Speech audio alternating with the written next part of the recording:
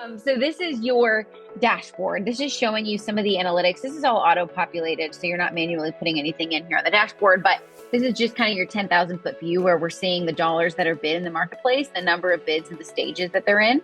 Stages can be customized if you guys have specific verbiage. Are you tracking those in spreadsheets right now? Yes. Yeah. So if you guys have like a certain set of stages that you like the verbiage for, like certain systems that you want to maintain, we can build any of those in. Yeah, and that's great. And that's part of the problem is like, it's too case by case basis, which is it's becoming frustrating for me trying to look at it and recognize all the different nuances.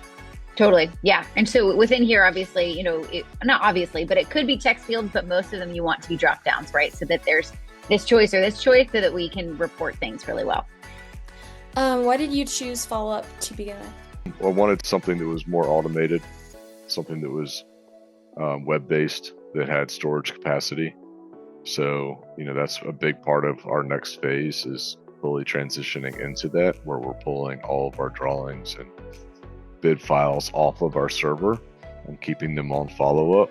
So we'll basically just migrate everything completely over. But then also being able to use it as a tool for management to look into what the estimators are doing. So instead of asking, hey, when was the last time you reached out? I can go in there and see. And then I can also check, oh, have you actually been doing it or not, with the stats, the report cards, that sort of thing. And I can say already that it's pretty evident that some are using it much more than others.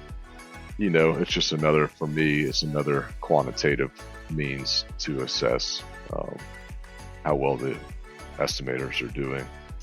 It's nice to come in and turn your computer on in the morning and you have all these alerts that you wouldn't normally think about, right? Because it's like, okay, I got 5 fires on my desk. Which one am I going to put out? And by the time you finish that one, there's another one over here, and you forget about the ones that aren't as urgent. But ultimately, at the end of the day, Sparkle doesn't exist without sales. And that's why we wanted to use Followup, because sales are critical, obviously, to our success. So we need something that helps us stay on track. And then I guess what changes have you seen so far, or what's your favorite part about it if you had to break it down to one? Probably the analytics for me to be able to dig in there and use, it's not like I'm surprised by what I see.